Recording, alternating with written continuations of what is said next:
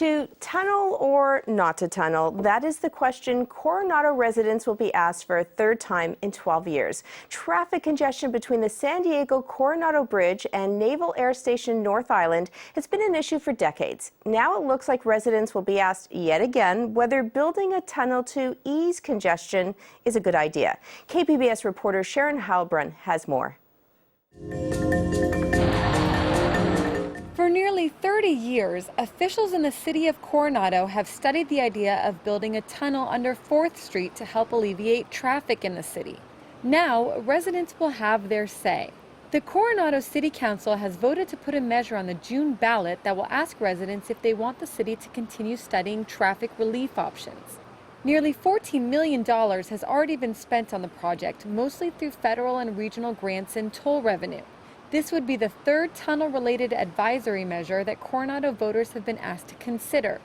The last vote was taken in 1998. Coronado is a small city, and we have a set number of issues that are really contentious or where people are on one side or the other, and the tunnel is one of them. The San Diego-Coronado Bridge was built for 30,000 trips a day, but it's used by about 3 times as many drivers. Proponents of the tunnel say it will help ease traffic from the bridge to Naval Air Station North Island, where congestion is heaviest. The Navy base at Naval Air Station North Island has anywhere from 30 to 40,000 people driving in each day, and it can be even more than that if there are 3 carriers or 4 carriers home ported.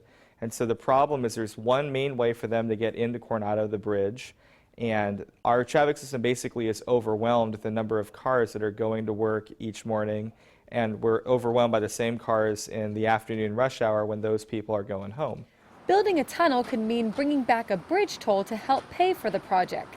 The federal government's guidelines for when you're studying a potential project, you have to study all the funding sources. So approximately a year ago, we were at the point in the federal studies where we studied all funding sources, including the possibility of tolling revenue.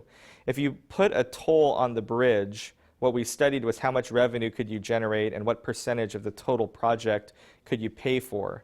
And certainly there's a capacity for the bridge, if you put a toll on it, to pay for anywhere from, say, 20% or perhaps 30 or 40, depending on what toll you chose and so on. Another reason to think about a toll on the bridge is because that's the only way to really encourage carpooling.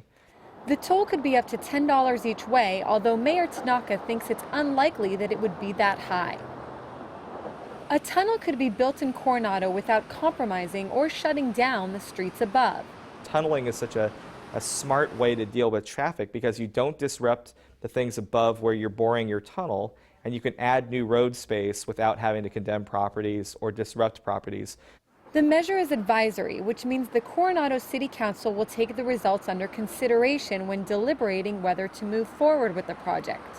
It would take about 3 years to build the tunnel once dirt was broken. If the voters voted against this and said, stop working on this project, we don't believe in it, I certainly would take that as a signal that we need to put that to an end. If voters agree to move forward, the next step for the city of Coronado is to finish the necessary documents required by the federal government. The city would then seek funding. According to Mayor Tanaka, Congress would ultimately have to fund at least half of a project of this magnitude. If a tunnel is built in Coronado, it's estimated that it would cost between $400 and $600 million and would require a mix of federal, state, and local funds. We want to know if you think a tunnel would help ease traffic problems in Coronado.